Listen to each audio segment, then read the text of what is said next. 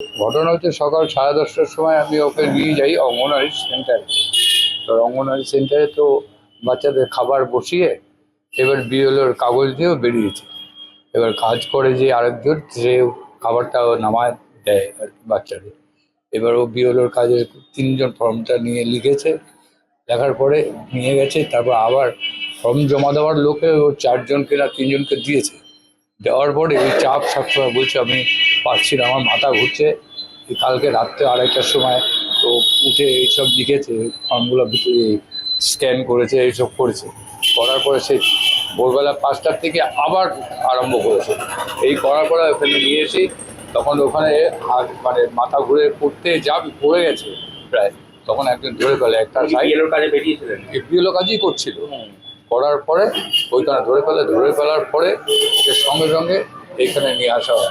ওখানকার ছেলেরা আছে সেক্রেটারি, ওরাই ধরে নিয়ে গাড়ি করে তাড়াতাড়ি এখানে নিয়ে এসছে। এই মাতৃসদন এখানে নিয়ে এসে ভর্তি করিয়েছে। এখন বলছেন, ডাক্তার বলছেন যে সেরিব্রাল, মাইনর সেরিব্রালে হয়েছে, আর একটা সাইড অবশ হয়ে আসছে। এবার প্রেশার আছে, ওর সুগারও আছে, হাই প্রেশার হাই সুগার। এই অবস্থায় আমরা বারবার বলেছিলাম মনে হয় ওকে দিয়েন না, তার সত্ত্বেও জোর করে বলছে না দিলে চাকরি বলেছে যে কাজের টাকা দিতে, কাজ না করলে অঙ্গনারী মাইনার পাবেন না, বন্ধ হয়ে যাবে। ওই ভয়তে এরা আতঙ্কে এইসব করে যাচ্ছে। কত বছর বয়স ওনার 60। তা অনেকবার বলেছি যে ওনার অসুস্থ, প্রেসক্রিপশনও দেখিয়েছি ওখানে সুপারভাইজারদের।